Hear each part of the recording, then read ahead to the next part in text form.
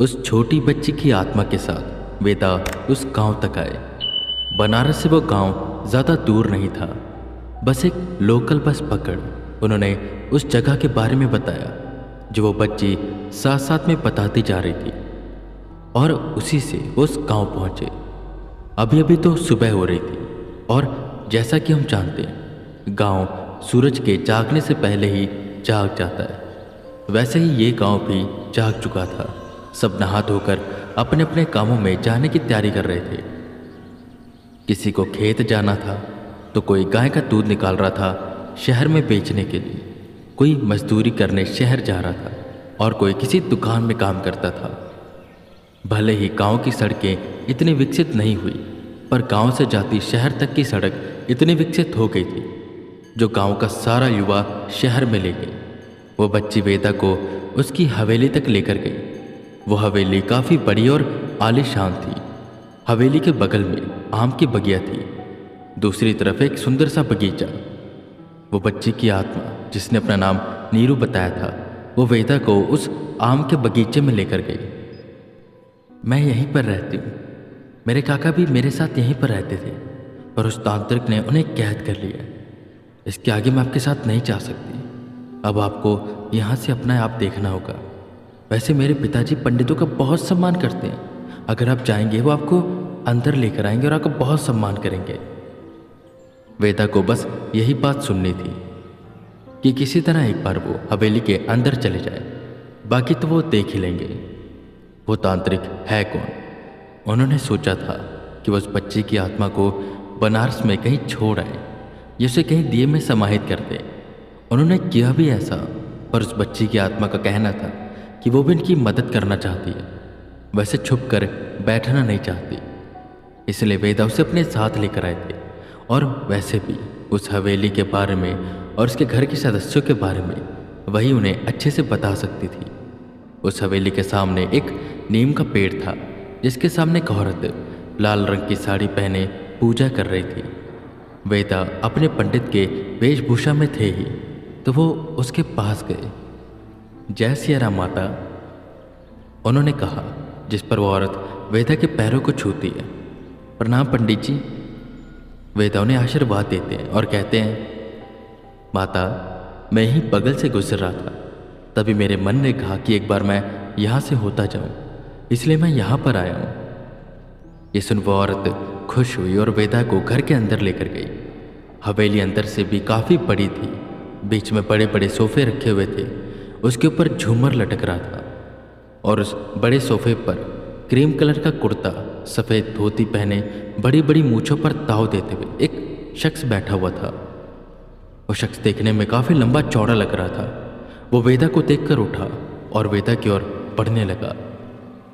आसपास जितने भी नौकर थे वो रसोई में चले गए, और वेदा ये सोचकर डरने लगे कि अब उनके साथ क्या होगा। कहीं वो उन्हें कुछ कहे ना, क्योंकि उसके अंदर एक रुआब था। वो शख्स करीबन 6 फुट का लग रहा था, और जैसे वो वेदा के सामने आया, वेदा को अपनी नज़रें थोड़ी ऊंची करनी पड़ी। पर जो उसके अगले पल हुआ, वेदा ने वो सोचा नहीं था। उसने झुक कर वेदा के पैरों को छुआ। नमस्कार पंडित जी, आपका कदम मेरी उस कुटिया में आया, मैं धन्य हो गया। इतनी देर में वो नौकर रसोई घर से निकले। उनके हाथ में थाल, लोटा, पानी ये सब था, और वो ये सब लेकर वेदा के पास आए। उस शख्स ने वेदा के पैरों को अपने हाथों से धोया और उन्हें अंदर बुलाया। ये देख वेदा का दिल गदगद हो गया। इतना मान सम्मान उन्हें आज तक कहीं भी नहीं मिला था। नीरू सच कह रही थी कि उनके पिता पंडितों का बहुत सम्मान करते हैं। वेदा सोफे पर बैठे, जिस पर सामने वो शख्स बैठा, पर थोड़ा सम्मान में झुककर, और उसने पूछा, बताइए पंडित जी, हमारी इस कुटिया में आए कोई इस मूर्ख के लायक सेवा? वो शख्स काफ़ी ज़मीन से जुड़ा हुआ था और भला आदमी था। वेदा ने सामने से कहा, अरे रे नहीं, आप मूर्ख नहीं हैं, आप तो बहुत ही विद्वान हैं। भगवान की आपके ऊपर असीम कृपा है इसी वजह से, क्योंकि आप इतने भले और विद्वान हैं। मैं तो बहुत से घरों में गया हूँ, बहुत से लोगों से मिला हूँ, पर आपके जितना सम्मान और ऐसा स्वागत मेरा कहीं भी नहीं हुआ। मेरा मन गदगद हो गया। मैं भगवान से यही प्रार्थना करता हूँ कि आपके जीवन में कभी भी कोई कष्ट ना आए और माँ लक्ष्मी की कृपा हमेशा आपके ऊपर बनी रहे। बाकी रही मैं यहाँ पर क्यों आया हूँ, तो पहले मैं आपको मेरे बारे में बता दूँ। मेरा नाम पंडित वेदांत मिश्र है। मैं बनारस में रहता हूँ और मैं एक पुरोहित हूँ। एक सफ़र पर निकला था, काफ़ी दिन से मंदिर के अंदर था। सोचा थोड़ा बाहर निकलूं, लोगों के कष्ट के बारे में सुनूं, उनकी सेवा करूं। इसी बीच यही बगल से मैं गुजर रहा था। पता नहीं ऐसा क्या हुआ कि मेरे मन ने कहा मैं आपके घर आऊं, आपके पास बैठूं, आपसे बात करूं। आपके जीवन में कोई ऐसी समस्या है जिससे आपको छुटकारा नहीं मिल रहा, और आप तो जानते ही हैं कि बिना भगवान की मर्जी के पत्ता नहीं हिलता। तो मेरा आपसे मिलना, आपसे बातें करना, इसके पीछे भी भगवान की कोई ना कोई मर्जी है। ये सुन वो शख्स खुश हुआ और बोला, बिल्कुल महाराज, एकदम सत्य वचन। बाकी मेरा नाम ठाकुर हेमंत राज है। ये मेरी अर्धांगिनी है देवी सरिता। मेरे 3 लड़के हैं और एक बेटी। वो सब अभी तक सो रहे हैं, अभी उठेंगे, नहाएंगे, फिर पढ़ने जाएंगे। आप तो जानते ही हैं आजकल के बच्चे ऐसे ही हैं। हमारे वक्त में हम समय पर उठा करते थे।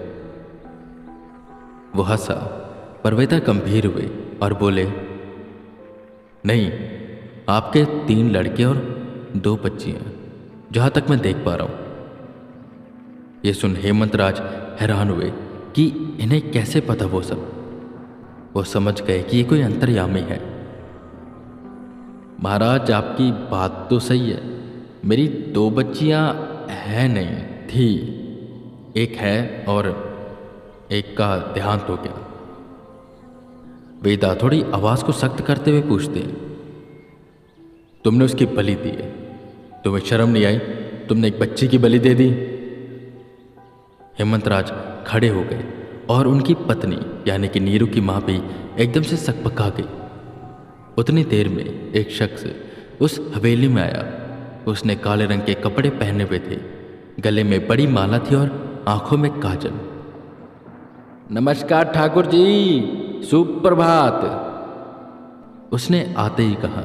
पर जैसे उसने वेदा को देखा वो एकदम से रुका।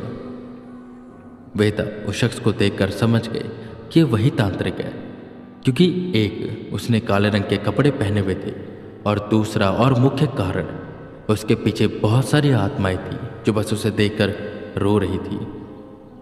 नमस्कार पंडित जी, सुप्रभात, उसने कहा। पर वेदा बस उसे गुस्से से देखते रहे।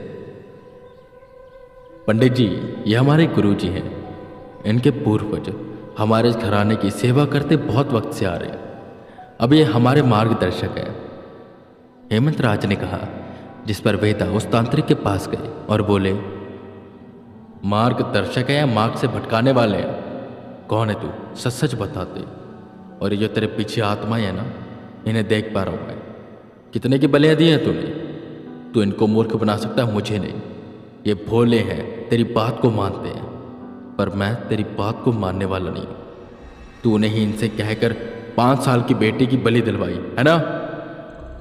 वेदा पलटे और हेमंत राज के पास गए। आप कैसे अपनी बेटी की बलि दे सकते हैं, वो भी इसके कहने? जिस पर हेमंत राज रुआसे हो गए और बोले, इनके कहने पर ही सही, पर ये हमारे घर में बहुत समय से चल रहा है, क्योंकि हमारे पास एक मंदिर है जो श्रापित है और उसकी देखरेख का जिम्मा हमारा है। उसमें जो मूर्ति है उसे हमें इस घर की एक बेटी की बलि चढ़ानी होती है। पिछली बार हमने दी थी, पर पता नहीं वो कैसे चली गई। वो मूर्ति गुस्से में है और मेरे बड़े भाई साहब तो मारे गए, उनके 2 बेटे हैं, तो मुझे एक और बेटी करनी पड़ी और ये हमारी मजबूरी है। ये सुन वेदा हैरान हुए, क्योंकि इसके बारे में तो उन्हें कुछ पता ही नहीं था। वो तांत्रिक आगे आया और बोला, आप नहीं जानते, ये मेरे पूर्वजों के वक्त से चलता आ रहा है। बहुत साल पहले उस मूर्ति को शांत करवाया गया था, मेरे पूर्वजों ने ही करवाया था। उसने बदले में ये शर्त रखी थी कि उससे इस परिवार की हर पीढ़ी की एक बच्ची की बलि चाहिए होगी। हर बार जब जब पीढ़ी आगे बढ़ेगी, इन्हें ये करना पड़ेगा। और अगर ये नहीं करेंगे तो विनाश होगा, विनाश। आपको इनकी कहानी नहीं पता, इसलिए आप ऐसे कह रहे हैं। वेदा अब गंभीर हुए और उन्होंने उनसे कहा कि वो उन्हें सारी कहानी बताए, क्योंकि वेदा को लग गया था पता कि यहाँ पर मोड़ उन्हें अब कहीं और लेना पड़ेगा।